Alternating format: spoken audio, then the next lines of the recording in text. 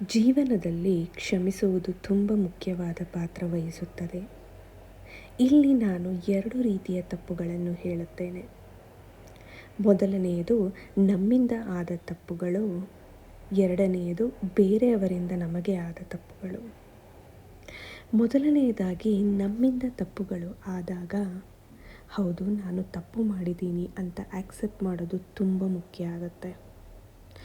Accept ಮಾಡ್ದಲೇ ಹೋದರೆ, ಅಯ್ಯೋ ನಾನು ಈ ತಪ್ಪು ಮಾಡಿದೆ ಅಲ್ಲ ಅಂತ ಕೊರಗಿ ಕೂರೋದು ಒಳ್ಳೆಯದು ಅಲ್ಲ. ಅಕಸ್ಮಾತ್ ನಾವು ಕೊರಗ್ತಾ ಇದ್ದರೆ ನಾವು ಮಾನಸಿಕ ಒತ್ತಡಕ್ಕೆ ಒಳಗಾಗಬೇಕಾಗುತ್ತೆ. ಇದರಿಂದ ಬೇರೆ ಪ್ರಾಬ್ಲಮ್ ಸ್ಟಾರ್ಟ್ ಆಗುತ್ತೆ.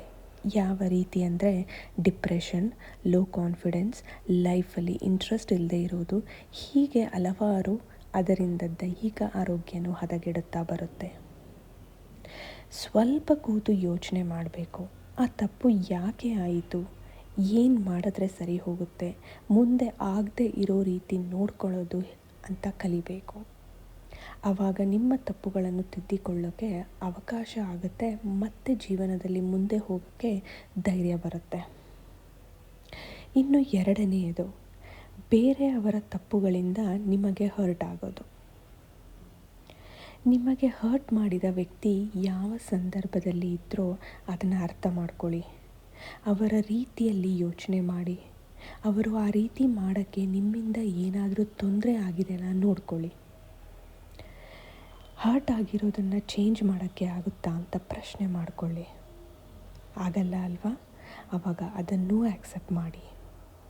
ಅದಕ್ಕೆ ಯಾವುದೇ ರೀತಿಯ ಗ್ರಡ್ಜ್ ಇಟ್ಕೋಬೇಡಿ. ಇಟ್ಕೊಂಡ್ರೆ ಅದು ನಮ್ಮನ್ನೇ ಹಾಳು ಮಾಡುತ್ತೆ. ನನಗೆ ಗೊತ್ತು ಹೇಳಿದಷ್ಟು ಸುಲಭ ಅಲ್ಲ ಅಂತ. ಪ್ರಾಕ್ಟೀಸ್ ಮಾಡ್ತಾ ಹೋಗಿ ಒಂದಿನ ಆಗುತ್ತೆ. ಕ್ಷಮಿಸಿದ ಮೇಲೆ ನಿಮಗೆ ಅನಿಸುತ್ತೆ ಎಷ್ಟು ತಲೆಭಾರ ಕಡಿಮೆ ಆಗಿದೆ ಅಂತ. ನನ್ನ ಎಕ್ಸ್ಪೀರಿಯನ್ಸಲ್ಲಿ ಸಕ್ಸಸ್, ನೇಮ್, ಫೇಮ್, ಮನಿಗಿಂತ ರಿಲೇಷನ್ಶಿಪ್ ತುಂಬ ಇಂಪಾರ್ಟೆಂಟ್ ಆಗುತ್ತೆ. ನಾವು ಆದಷ್ಟು ಯಾವುದೇ ರಿಲೇಷನ್ಶಿಪ್ಗೆ ಹರ್ಟ್ ಮಾಡದೆ, ಯಾರಿಗೂ ತೊಂದರೆ ಕೊಡದೆ, ಎಲ್ಲರ ಜೊತೆ ಚೆನ್ನಾಗಿದ್ಕೊಂಡು ಹೋದರೆ ಖುಷಿಯಾಗೇ ಇರ್ತೀವಿ. ಕ್ಷಮಿಸುವುದು ವೀಕ್ನೆಸ್ ಅಲ್ಲ, ಒಂದು ಬಿಗ್ಗೆಸ್ಟ್ ಸ್ಟ್ರೆಂತ್ ಅಂತ ಹೇಳ್ತಾ ನನ್ನ ವಿಡಿಯೋ ಮುಗಿಸ್ತಾ ಇದ್ದೀನಿ. ಮತ್ತೆ ಸಿಗೋಣ ಮುಂದಿನ ವಿಡಿಯೋದಲ್ಲಿ.